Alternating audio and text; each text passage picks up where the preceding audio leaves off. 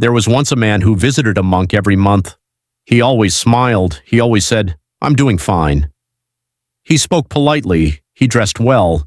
He laughed at the right moments. To everyone around him, he looked strong. But one evening, after many months of silence, he sat before the monk and whispered something he had never allowed himself to say. "I'm tired of fighting battles nobody can see." The monk looked at him gently and asked, "And when did you decide you had to fight them alone?"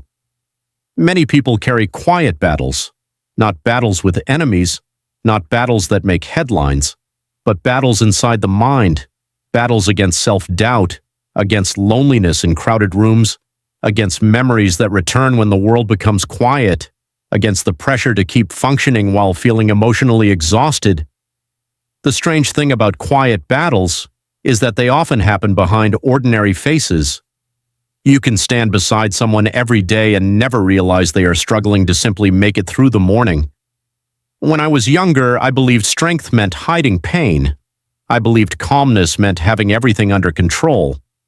But years of meditation, loss, and human suffering taught me something different.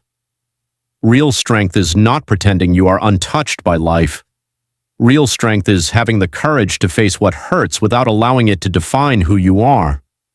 A wounded tree can still grow towards sunlight, and a tired mind can still learn how to heal. But healing begins with honesty, not perfection, honesty. Many people spend years running from their inner world.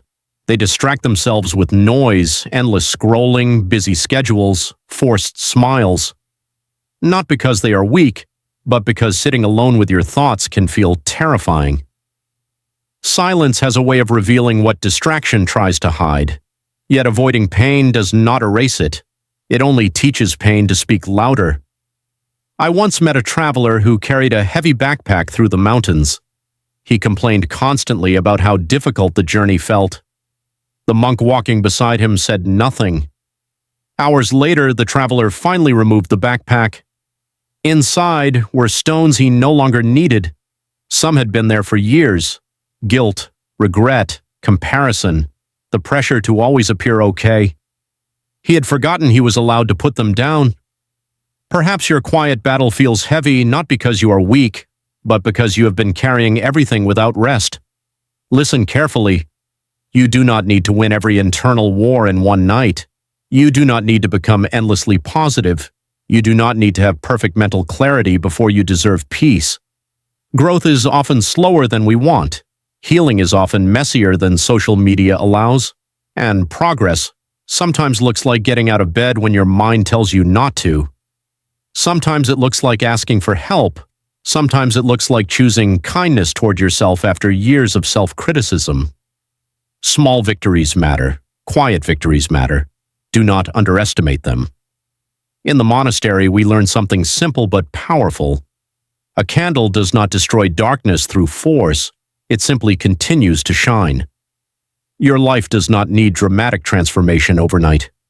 Sometimes your task is simply this: keep showing up, keep breathing, keep taking one honest step forward, because even the quietest battles can teach profound wisdom.